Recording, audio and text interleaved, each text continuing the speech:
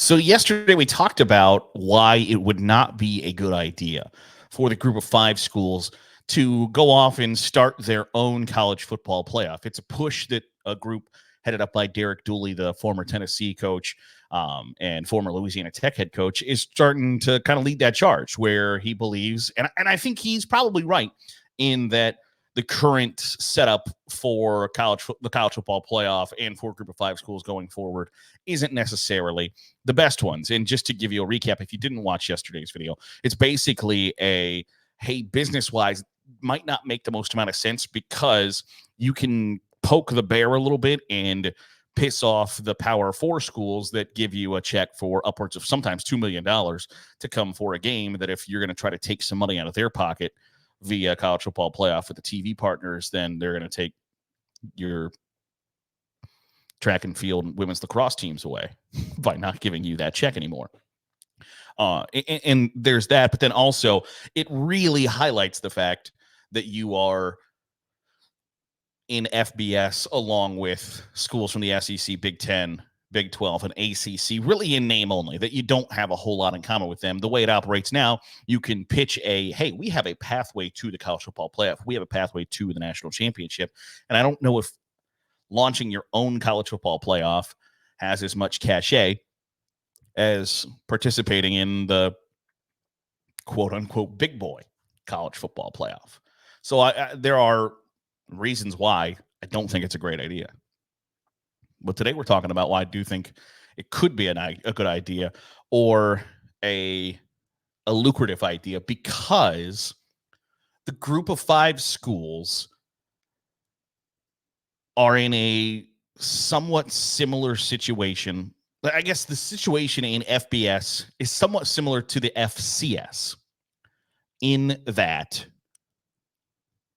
it's not necessarily a level playing field, that it's not everybody in that subdivision is participating in the same way. There are some conferences that give out more scholarships than others in FCS. There are some conferences in FCS that don't give out scholarships, that almost solely exist to either drive enrollment to universities via, we're going to get 110 full paying students via the football team, or we had a football team before the NCAA said everybody had to participate in the same division, like outside of hockey, wrestling, etc., lacrosse, that if you are Division I in basketball, you have to be Division I in everything. If you're Division I in football, you have to be Division I in everything. So you get some schools that were non-scholarship football, like Dayton and Butler and Davidson and San Diego, and Ivy League doesn't give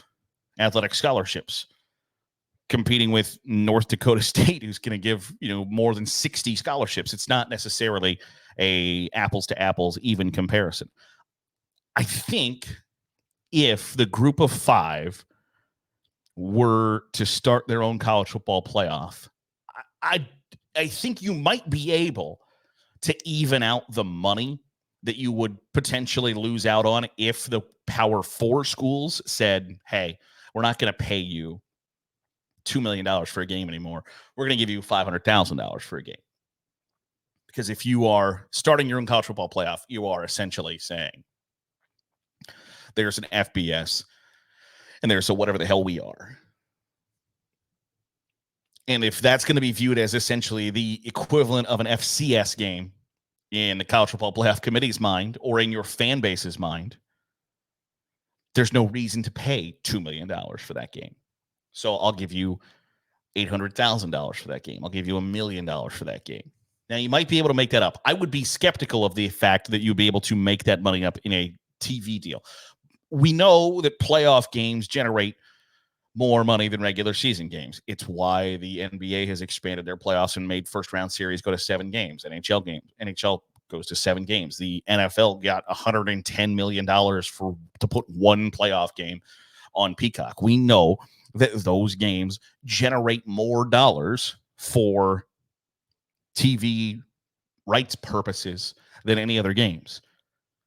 But when ESPN has already dished out so much money for the regular college football playoff. I don't know where that money's going to come from to give to the MAC, Conference USA, American, Sun Belt, and Mountain West. I don't know where that money comes from. At the same time, if you start your own college football playoff, yes, somebody in that group is going to be crowned a national champion, and somebody's going to be the national runner-up, and somebody's going to say, we made the playoff. At the same time, you're probably going to lose the money that you get from the college football playoff, the big boy college football playoff, as a kind of hush money, shut up, quit your bitching. Because essentially the college football playoff has paid off the group of five, that we're going to make X amount of dollars, and thank you for participating. We're going to give you a slice of the pie. Now, it's not a very big slice of the pie, but it is a slice of the pie. I don't think you're going to be able to make that money up. But if you don't think financially, which I think is probably asking a lot, because everybody is thinking financially. Everybody's trying to figure out how they can generate as much revenue and keep as much revenue as they can. How can they generate more profit?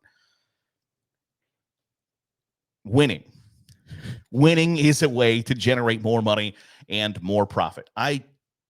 If you pull up a game on ESPN Plus or in the FCS playoffs and you see like Illinois State playing North Dakota State, the Fargo Dome is packed.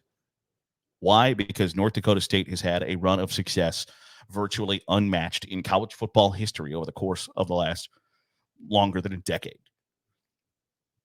If they had been in a FBS program, now I'm not discounting what they've done, but if they had been in an FBS program, have they won the amount of championships that they have won in the past decade? No. They don't have a chance to win the national championships there. Do they go undefeated? No. Do they go 11-1 and make a run to the college football playoff? No, they don't. But the joint is packed. If you pull up an Akron or Kent State or insert any university here, pull up a Sun Belt game on a Saturday afternoon in the fall, are the stands packed? No, not especially. Unless it's a big-time game or a big-time rivalry, or a Power 4 program has somehow signed on to play an away game, the stands aren't packed. And that's not to run anybody down. It's just the reality of the situation. No matter whether they're good program, bad program, whatever the case may be, it's not necessarily packed. But if they're winning, if you're 10-2, you're 11-1, 12-0, and you got a chance to win a national championship. Because right now at Old Dominion, Liberty, they got a chance to win the title? No, not especially.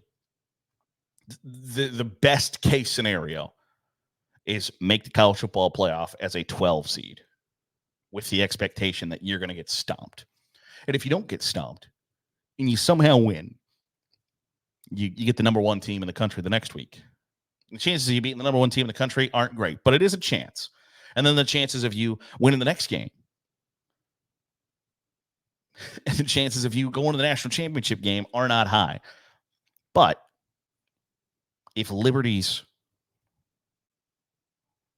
pathway to a national championship looked like Utah State, Toledo, Coastal Carolina, it's a different ball game. Winning matters.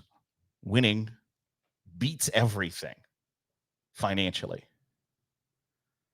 because you're selling more merchandise. You're getting more donations because people are proud and happy to be associated with that program. Winning cures all.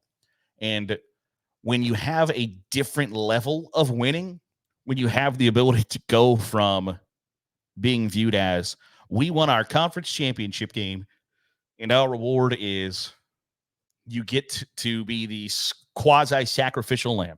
And that's not to discount what schools that have in the past 15 years that went on to a bowl game to play a Power 5 conference opponent and win those games, discount what they've done. But then to do it a second time and then a third time in the national championship, it just wasn't all that feasible. But it is more feasible when you're playing someone that's more on your level. when you are playing somebody that is spending roughly the same amount of money on college football than you are, that has roughly the same resources that you have, that travels the same way you do, and has facilities the same way you do. It's a little bit different.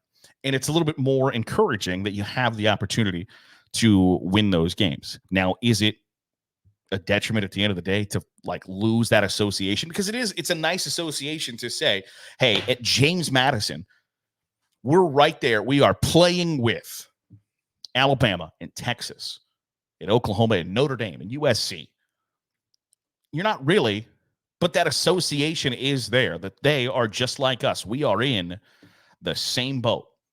We are in the same association at the same level. Now, you're not in all rationality, but you can say technically, yeah, we are.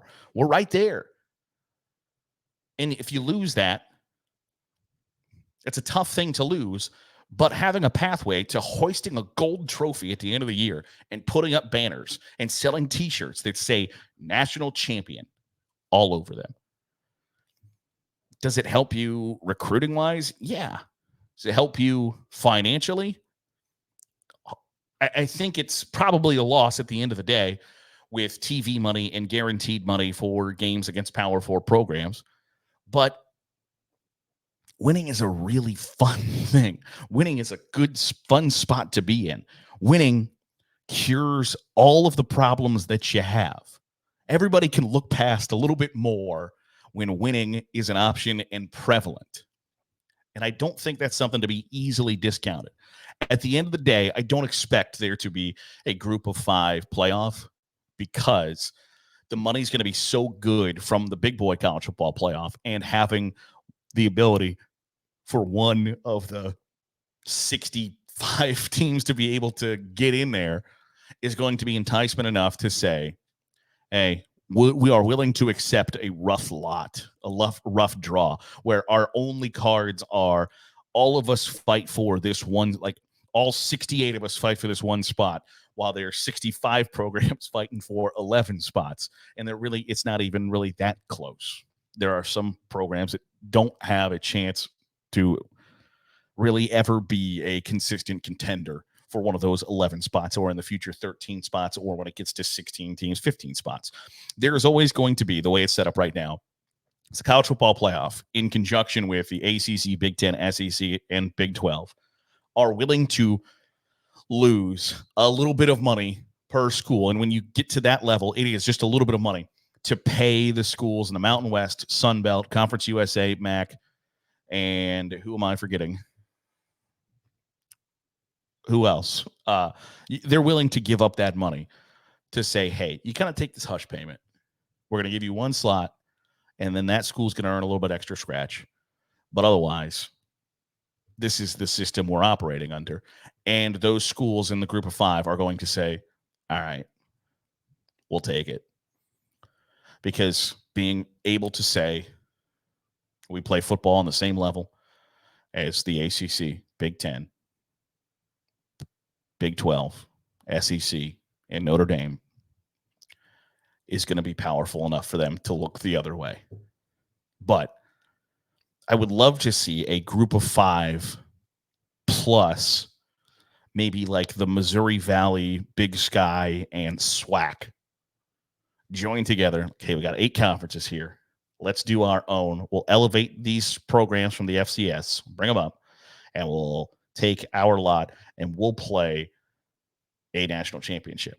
We'll play a college football playoff, because I think it would be a really interesting, fun, competitive spot to be in. I just don't know that you're going to get $100 million every year for those playoff rights from ESPN or Fox Sports or NBC or whoever the hell you want to say. I just don't think you're going to see that figure that makes it financially worth it. And we can pretend, and I've said this before, the NFL is a business pretending to be a sport. And college football used to be a sport pretending to be a business. And now it's just business. It's about the dollars and cents at the end of the day. And when you operate under that guise rather than the under the guise of amateurism and education through sports and yada, yada, yada. At the Division I level, it's about business, especially in football. And you're going to have to prioritize the numbers at the bottom of your spreadsheets more than competitiveness, more than morale, more than merchandise sales, yada, yada, yada, more than money coming in. You can hope for more donations, or you can get a big fat check from ESPN every year and the college football playoff. And it's really easy to take guaranteed money to not really have a seat at the table. So I don't expect the group of 5 playoff to happen, but I think there are certainly reasons to talk about it, explore it, and figure out if there's a way that we can also play in front of really big TV audiences. Because right now, like the pathway to big time TV ratings is getting 2 teams somehow, some way in the American to start the season 10-0 or 9-1 in their losses were to an SEC or Big 12 school and play on a Saturday in a bad time slot in a bad week, and the game's on ABC. Or it's a bad slate of games and you're playing somebody in the SEC and you get a primetime game on ESPN. That's really the only pathway for a group of 5 schools to get big TV numbers. And I think that could change if you started your own playoff. But when the money's so good right now, I wouldn't expect that to change anytime soon. That'll do it for today's episode of the Daily Huddle. Appreciate you making us a part of your day, however it is, wherever it is you're doing so. If you're watching on YouTube, hit the subscribe button. Make sure you're getting all the great college football content that's coming out here of Saturday Glory. If you are listening on the podcast feed, drop a 5-star review. It goes a long way in helping out the channel. I'll see you tomorrow for another episode of the Daily Huddle here on Saturday Glory.